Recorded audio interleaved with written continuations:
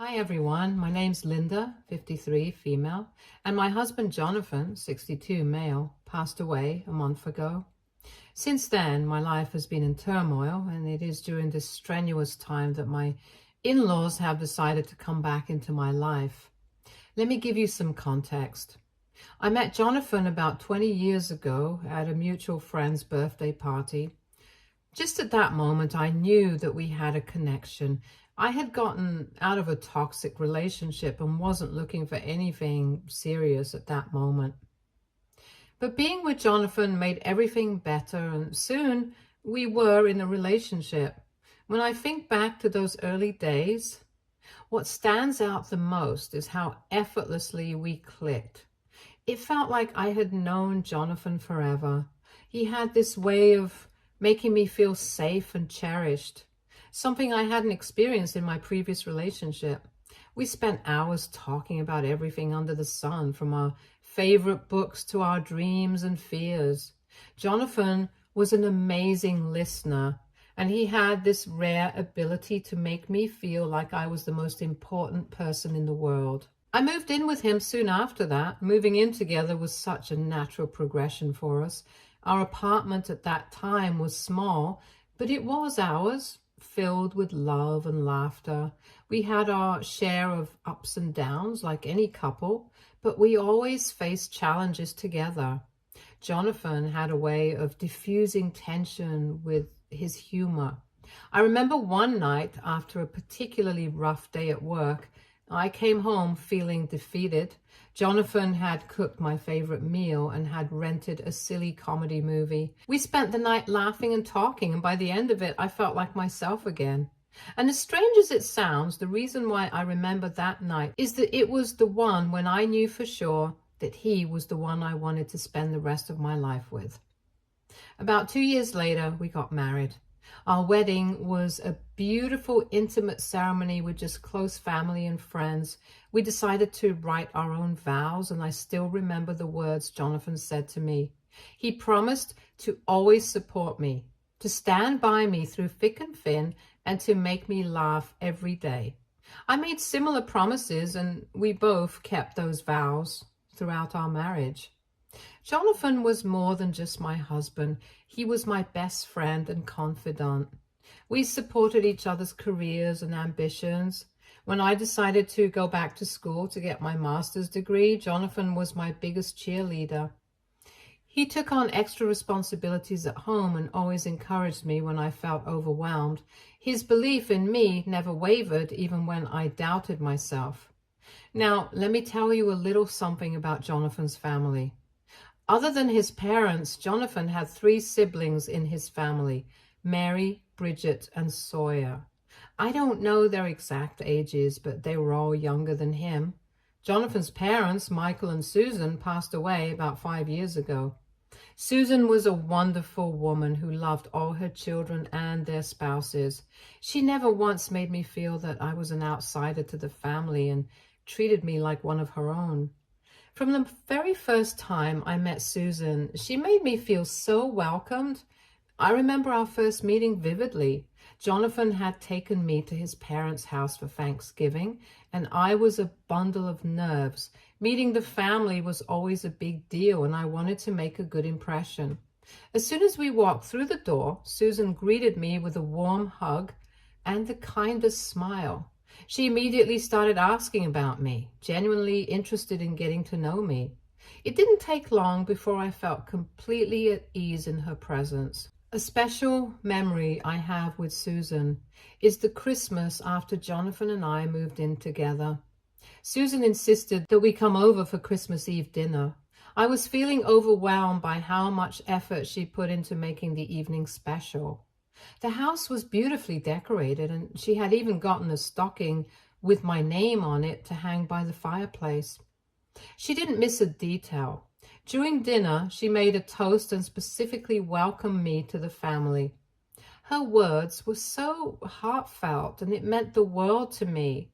I could see how much Jonathan adored his mother, and it was easy to understand why. There was also a time when Jonathan and I were going through a rough patch. We had a big argument, and I was feeling really down. Without even knowing the details, Susan called me up and invited me over for tea. We sat in her cozy living room and she listened as I poured my heart out. She didn't take sides or offer unsolicited advice. She just listened and comforted me, reassuring me that everything would be all right. Her kindness and understanding were exactly what I needed at that moment. It was like having a second mom who always knew how to make things better. When Susan felt ill, it was a tough time for everyone. Despite her own struggles, she continued to be the glue that held the family together. I remember sitting by her bedside and she still found ways to comfort me, even though she was the one who needed comforting. She told me how happy she was that Jonathan and I found each other and that she considered me her daughter. Those words have stayed with me and continue to bring me comfort. However, the same cannot be said for Michael. Michael had a certain form of entitlement, and he thought that all of his children, especially Jonathan being the eldest, should bow down to him for all that he had done for them as a father. I don't need to explain anything about Michael's character except to tell you that he was the typical emotionally unavailable and affection withholding father stereotype. One of the first times I witnessed this was during Jonathan's graduation. It was such a big day for him, and he had worked so hard to earn his doctorate. Susan was beaming with pride, hugging Jonathan and telling him how proud she was. Michael, on the other hand, stood at a distance with his arms crossed. When Jonathan walked over to him, Michael simply said, "I guess you finally did something right." No congratulations, no, "I'm proud of you." Jonathan tried to push it off, but I could see the hurt in his eyes. It was like Michael couldn't allow himself to express any kind of warmth or approval. Another instance was during Jonathan's promotion at work. It was a significant achievement, something he had been working towards for years. Susan organized a small family gathering to celebrate. Jonathan was excited to share the news with his family. When he told Michael, his father's response was, "Well, it's about time. You should have gotten that promotion years ago." Not a single word of praise or acknowledgement of Jonathan's hard work. It was always like this with Michael. He never saw the effort Jonathan put into anything. He only saw what he thought was lacking. One particularly tough moment was when Jonathan and I bought our first house. It was a fixer-upper, and we were both so proud of it.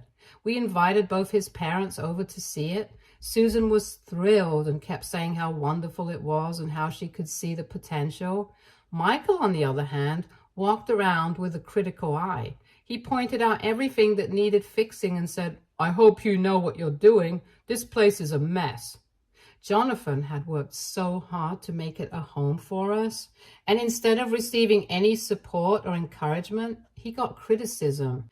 I think one of the hardest things for Jonathan was the lack of emotional support. Whenever Jonathan faced difficulties, Michael was always quick to point out what he did wrong instead of offering any comfort or understanding. When Jonathan lost his job a few years ago, he was devastated. He went to his parents' house to talk things through. Susan was, as always, incredibly supportive, reassuring him that everything would be okay. Michael, however, just said, "Well, you must have done something wrong to lose your job." No empathy, no encouragement, just blame. Jonathan once tried to confront Michael about how he felt. He told his father that he wished he could hear him say he was proud of him just once. Michael's response was, "Pride? You get pride when you achieve something worth being proud of." That was the end of the conversation. It broke my heart to see Jonathan so vulnerable, and to see how little his father understood or cared about his feelings. Despite all this, Jonathan never stopped trying to gain his father's approval. He worked harder and achieved more, and always hoped that one day Michael would recognize his efforts. But that recognition never came. It was a painful reality that Jonathan had to accept, and it left a deep scar. However, Michael's entitlement was nothing compared to his siblings. For some reason, Jonathan's siblings thought it was Jonathan's responsibility to take care of them. They would ask for money, for favors, and more. I remember one time Bridget called Jonathan in the middle of the night crying because she had gotten into a car accident. She wasn't hurt, but her car was totaled. Jonathan immediately got dressed and drove 2 hours to pick her up. Not only did he get her safely home, but he also paid for her car repairs. Bridget didn't even say thank you. A few days later, she called again, asking if he could help her with rent because she was short on money. Jonathan never hesitated, always willing to help, but I could see the toll it was taking on him. Sawyer was no different. He was always in some kind of financial trouble. I remember one summer, Sawyer decided to start a business and asked Jonathan for a loan. Jonathan gave him a significant amount of money, believing in his brother's dream. The business failed within a few months, and Sawyer never mentioned repaying Jonathan. Instead, he came back asking for more money to pay off debts. Jonathan helped him out again, but Sawyer never showed any appreciation. It was like he expected Jonathan to bail him out every time. Mary, the youngest, was always borrowing money for school expenses. Jonathan paid for her textbooks, tuition, and even her dorm fees at one point. She promised to pay him back once she graduated and got a job. But when she finally did graduate and started working, she never mentioned the money again. Instead, she continued to ask for more, like when she wanted to take a trip with her friends and didn't have enough saved up. Jonathan gave her the money, even though we were saving for our own home improvements. It wasn't just money that his siblings demanded. They constantly asked for Jonathan's time and energy.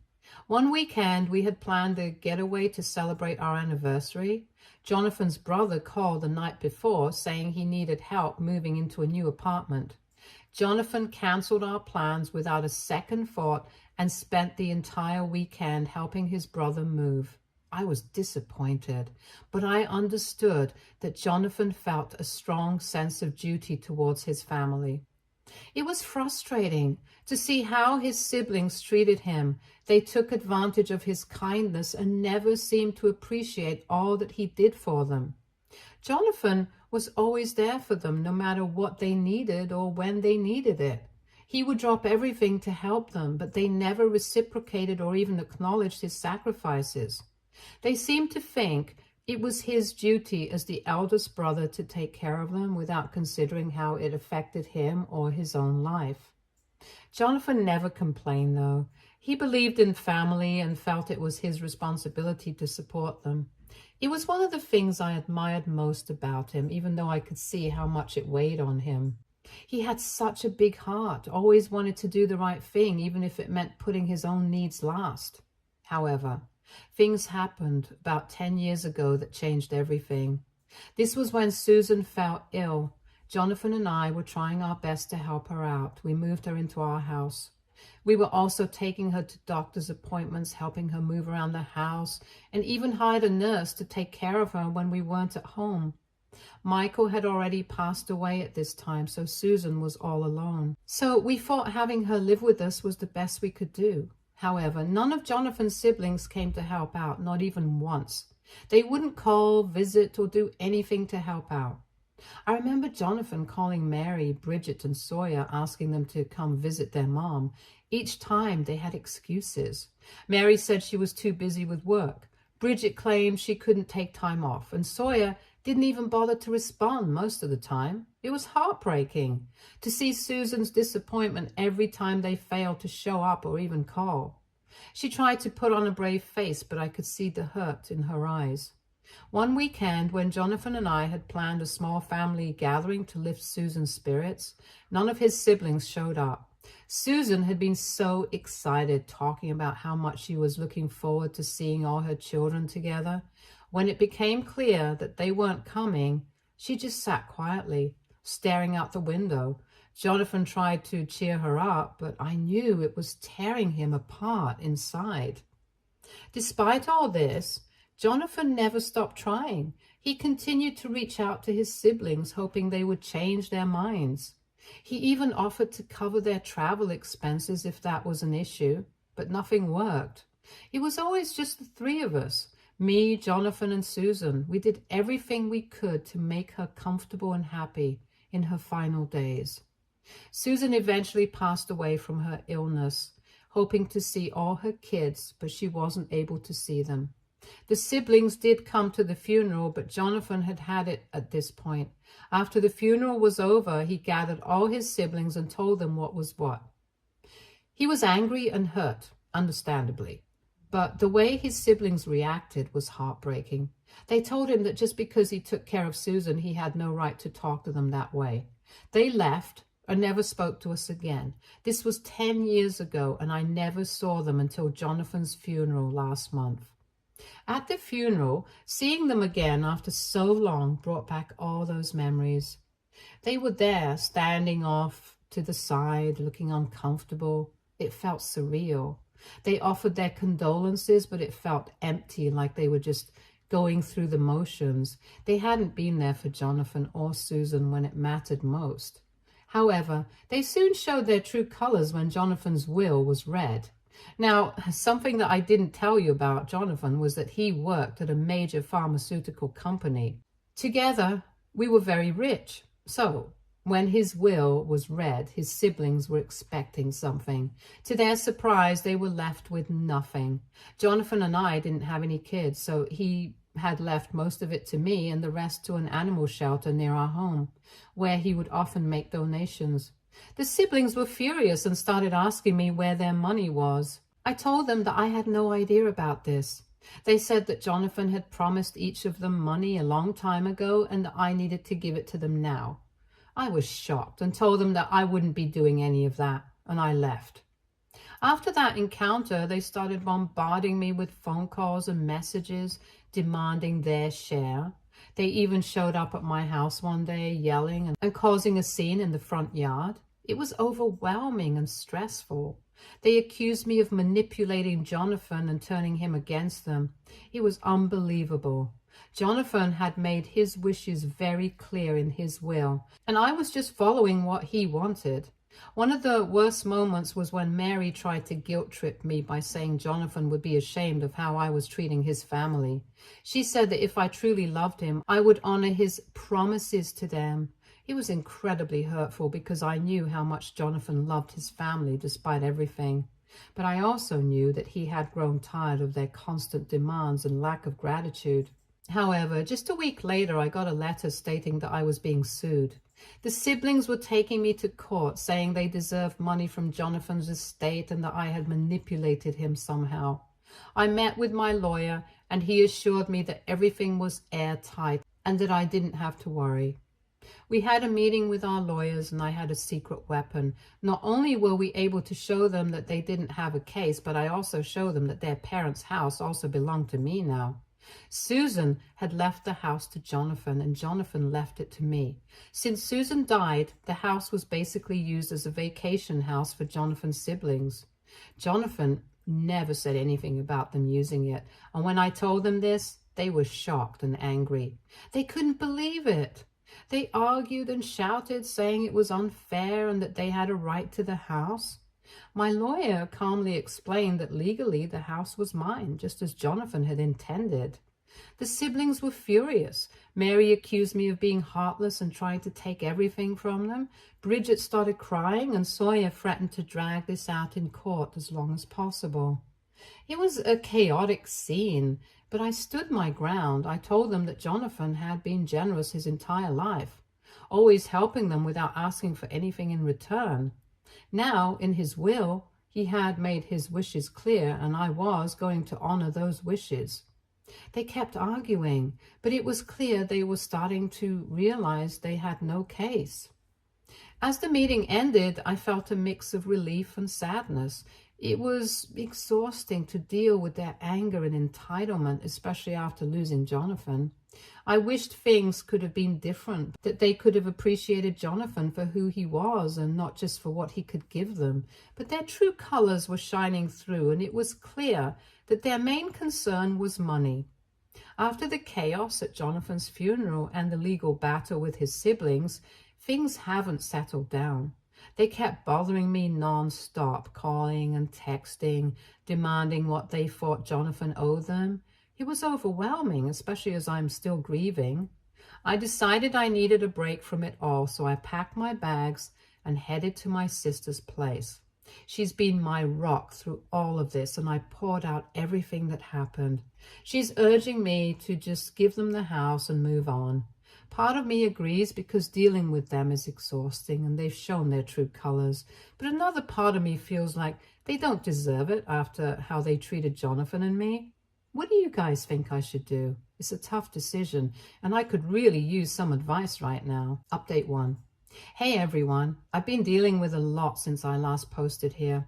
Thanks for all your advice before. After taking some time at my sister's place, I realized I needed to confront Jonathan's siblings directly. They wouldn't stop calling, so I arranged a meeting at Susan's house, which legally belongs to me now. During the meeting, I made it clear that I wasn't giving them the house, but I was willing to offer them a substantial amount of money to settle the matter and move on. I hoped we could avoid a lengthy legal battle and find a resolution that worked for everyone, despite their entitled behavior. Unfortunately, they weren't willing to negotiate. They insisted on the house and rejected my offer outright. It was frustrating because legally they had no claim to the house, as Susan had left it to Jonathan, and he left it to me in his will. And that's when things got even more heated. They had the audacity to claim that Jonathan had no right to the house in the first place because it belonged to all of them. That accusation hit me hard. I couldn't believe they would disrespect Jonathan's memory like that, especially considering how much he did for their family, especially Susan during her illness. I was furious. I reminded them of all Jonathan had sacrificed for them, how he cared for Susan when they were absent, and how he supported them financially and emotionally throughout their lives. It was clear they were only interested in money and had no regard for Jonathan's intentions or the emotional toll that this was taking on me. In the end, I had to ask them to leave. It was clear we couldn't come to any agreement, and their sense of entitlement was beyond belief. They stormed out, leaving me feeling betrayed and even more resolved to honor Jonathan's wishes. Now I'm back to square one, dealing with their constant calls and messages. I'm considering my options carefully because I know a prolonged legal battle would only prolong the pain and stress. I still have my lawyer's support, but emotionally, it's draining to fight with people who should be supporting me during this difficult time. I'm reaching out again for advice. How would you handle this situation? Should I continue to stand my ground and fight for what Jonathan wanted? Or should I try to find a compromise to end this chaos once and for all? Update 2. Hey everyone, here's what's been happening lately. After a lot of thought and consideration, I've made a big decision. I'm going to sell the house that Jonathan left to me.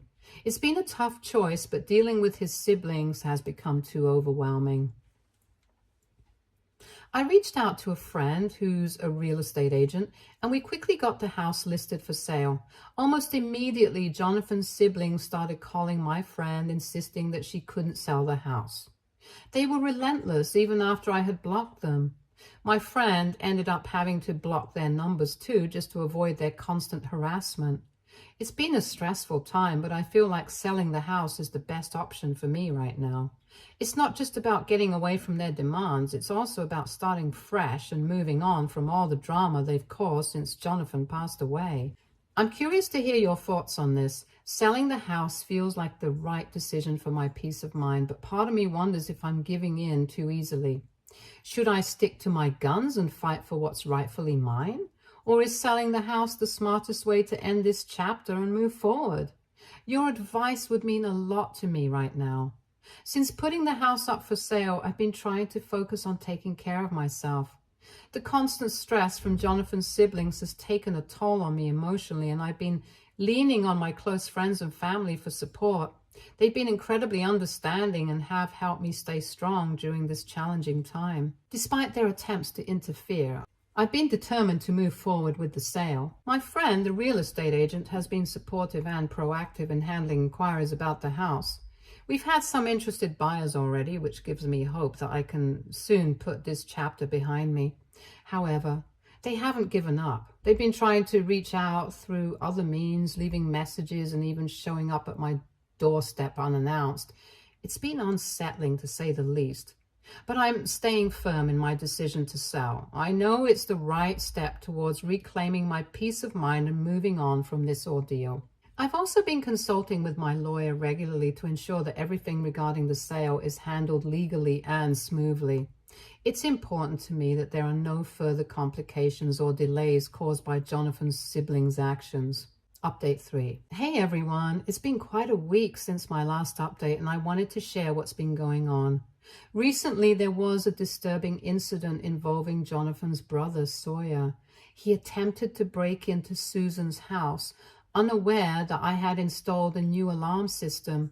Thankfully, the alarm went off and the police responded quickly. I rushed to the house as well, and when the police arrived, they asked me if I wanted to press charges against Sawyer. Given the seriousness of the situation, I decided to take a firm stance. I told the police that I wanted Sawyer to be let off with a warning this time, but with a clear message. If he ever attempted something like this again, there would be legal consequences. The next morning, I reached out to Sawyer directly. I expressed my deep disappointment and informed him that his actions had crossed a line. Up until now, I had refrained from taking legal action out of respect for Susan and Jonathan's memory. However, his attempt to break into the house was a step too far. I made it clear to him that I expected him to relay his message to Mary and Bridget as well. This incident has been incredibly stressful for me. Dealing with Jonathan's siblings has been challenging, to say the least. Their persistent attempts to assert their claim on the house and their aggressive behavior have taken a toll on my well-being. Despite all this, I'm trying to stay focused on moving forward. Selling the house remains my priority, as it still feels like the best way to distance myself from their ongoing demands and preserve my own peace of mind. Update 4. Hey everyone, it's been a couple of months since my last update and I wanted to share what's been going on. I finally managed to sell Susan's house. It took some time, but I found a buyer and closed the deal. I decided to donate the money from the sale to the same animal shelter where Jonathan used to contribute. It felt like a fitting tribute to his memory. After the sale, Jonathan's siblings reached out to me again. This time we met at a nearby restaurant to talk.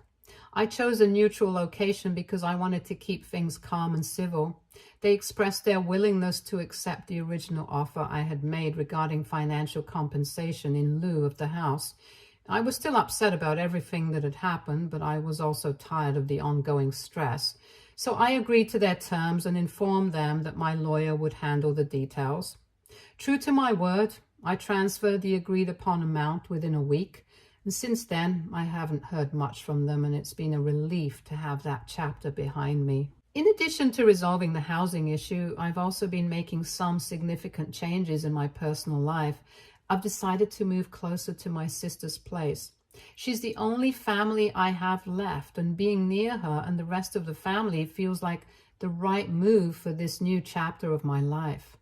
This decision to relocate isn't just about physical proximity, it's about finding a sense of belonging and support after everything I've been through. My sister has always been a source of strength and understanding, especially during the toughest times. Being closer to her means that I can lean on her for emotional support and share in the joys and challenges of family life. The process of selling the house and settling matters with Jonathan's siblings has been emotionally draining, to say the least. However, it's also been a learning experience. I've grown stronger and more resilient through it all, learning to prioritize my own well-being and peace of mind. Moving closer to family feels like a step towards healing and rebuilding. I'm eager to embrace new opportunities and create a sense of stability and happiness in my life once again. Thank you all for your support and advice throughout this journey. Your insights and encouragement have meant the world to me. I'm looking forward to this new chapter and focusing on healing from the challenges of the past months. I appreciate all the support and advice I've received from this community throughout this journey. If anyone has gone through similar experiences or has any insights to share about starting fresh in a new location, I'd love to hear from you. Your input means a lot to me as I embark on this next phase.